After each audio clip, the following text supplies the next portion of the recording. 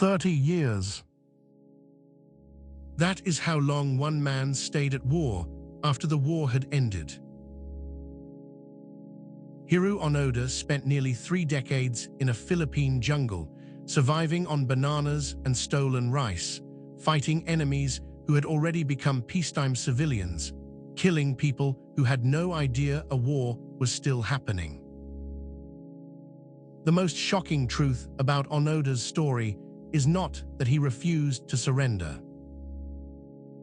It is that the world he was trained to inhabit, a world of absolute loyalty, of death before dishonor, of the emperor as a living god, made his behavior entirely rational. To understand Hiroo Onoda, you must first understand the Japan that made him. In the early 1940s, Japan was a nation at war with the entire Pacific. Its military culture ran deeper than doctrine. It ran through childhood. Japanese boys grew up hearing that surrender was the ultimate disgrace. The word for retreat barely existed in their training manuals. Death in service to the emperor was not a sacrifice. It was the highest possible achievement. By 1944, Japan had deployed soldiers across thousands of miles of jungle, ocean, and island chain. Many of those men were cut off from supply lines. Many received no reliable communication for months at a time. The military had prepared them for this. They were told, if contact is lost, hold your position. Trust no document you did not receive through official channels. The enemy will attempt to deceive you. This was not paranoia, it was standard doctrine. Onoda was born in 1922 in a small village in Wakayama Prefecture. He was not a reckless man. He was methodical, intelligent, and deeply disciplined. He trained as a guerrilla warfare specialist at the Futamata branch of the Nakano School, the Japanese military's elite intelligence training unit. His instructors gave him one overriding instruction before he deployed to Lubang Island in the Philippines in December 1944. Never surrender. Never take your own life. Fight until you receive orders from a superior officer. Now picture the island of Lubang. It sits roughly 75 miles southwest of Manila. In 1944, it was largely jungle, dense, humid, filled with insects, snakes, and the particular silence of a place where sound is swallowed by foliage. Annual rainfall exceeded 100 inches. The wet season could last 6 months. The temperature rarely dropped below 80 degrees Fahrenheit. This was the world Onoda would not leave for 30 years. When American and Filipino forces retook Lubang in February 1945, most Japanese soldiers were killed or captured. Onoda and 3 other holdouts retreated into the hills. They had rifles, bayonets, and an unshakable belief that the war was ongoing. Japan surrendered in August 1945. Onoda did not know, or rather, he would not believe it. Here is where daily survival becomes almost impossible to comprehend. These men ate what the jungle offered: bananas, coconuts, mangoes when in season. They raided local farms for rice and sweet potatoes. They cooked only in small fires, kept low to avoid detection. They ate the same food day after day, year after year for 3 decades. Malnutrition was a constant companion. Their boots rotted and were replaced with scraps of cloth. Their uniforms dissolved in the humidity and were repaired with whatever fiber they could find. They slept in makeshift shelters constructed from bamboo and palm leaves. Rain entered. Insects entered. The jungle entered. They moved camp regularly to avoid detection, which meant they carried everything they owned, their ammunition, their rice, their documents, every few weeks through terrain that punished movement. One of the 4 holdouts, Yuichi Akatsu, gave himself up in 1950. He had been with the group for 5 years. Onoda and the remaining 2 men concluded he had been captured and tortured. They tightened their security protocols. Leaflets were dropped over the jungle, newspaper front pages, letters from family members, all of it, to Onoda's eyes, was enemy propaganda. The logic was sealed against itself. The more evidence the Philippine government produced that the war was over, the more Onoda suspected that the evidence had been fabricated. This is what total ideological conditioning looks like from the inside. In 1954, a second holdout named Kazuka Siochi was shot and killed in a clash with Philippine constabulary troops. He had been living in the jungle for 9 years. He died believing he was still at war. Then there were two.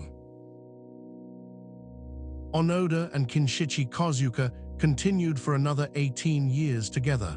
Let that settle. Two men alone in a jungle, observing military discipline, maintaining their weapons, conducting small raids, ambushing patrols, for 18 more years after Siochi died. They cleaned their rifles every day. They kept a log. They rationed ammunition with the precision of men who still believed resupply might come. During these years, the Philippine government launched at least a dozen search operations. Former Japanese officers made radio broadcasts appealing for holdouts to surrender. None of it reached Onoda in a form he trusted. In October 1972, Kazuka was killed in a firefight with Filipino police. He had spent 27 years in that jungle. Onoda was now completely alone. He was 50 years old. His country had rebuilt itself into an economic giant. The men who had sent him to Lubang were retired or dead. The empire he served had not existed for nearly 3 decades. And he kept going. News of Kazuka's death reached Japan and shocked the public. A young Japanese adventurer named Norio Suzuki decided he would find Onoda. Not the army, not the government. A 24-year-old traveler who had listed his personal goals as finding Onoda, finding a giant panda, and finding the abominable snowman in that order. In February 1974, Suzuki hiked into the Lubang jungle and simply called out for Onoda by name. Within days, he found him. Onoda was lean, watchful, and still in possession of his rifle, 500 rounds of ammunition, several hand grenades, and a samurai sword. He was not broken. He was not delusional. He was, by any measure, one of the most competent survivors in human history. He told Suzuki he would not surrender without orders from a superior. Suzuki returned to Japan. The Japanese government tracked down Onoda's former commanding officer, Major Yoshimi Taniguchi, who had long since retired and was running a bookshop. Taniguchi traveled to Lubang. He found Onoda in the jungle. He put on his old uniform. He read the official orders. The war had ended. Stand down. On March 9, 1974, Hiroo Onoda walked out of the jungle. He was 51 years old. He surrendered his rifle, his ammunition, and his sword to the Philippine President, Ferdinand Marcos. He was dressed in a tattered uniform he had maintained and repaired for 30 years. He had killed approximately 30 Philippine civilians and fighters during his time in the jungle, men and women who were simply farmers, police officers, and villagers living in the post-war world. The Philippine government pardoned him. Japan received him as a hero, though the reception was complicated. He had outlasted the war. He had obeyed every order. He had done exactly what his country asked. But the country that asked no longer existed. Onoda struggled to adjust. Modern Japan confused and alienated him.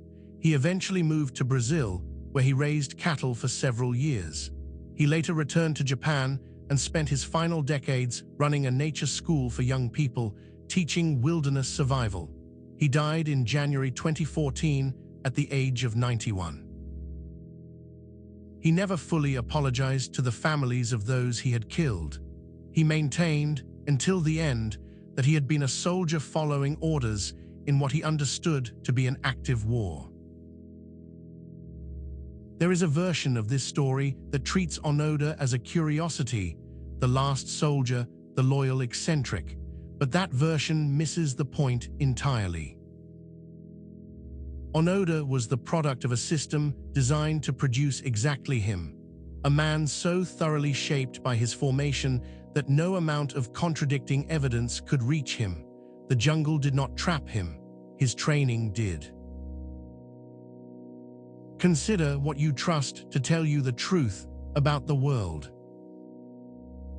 Consider what it would take, what person, what evidence, what voice, to change your mind about something you had believed for 30 years. Onoda had an answer to that question.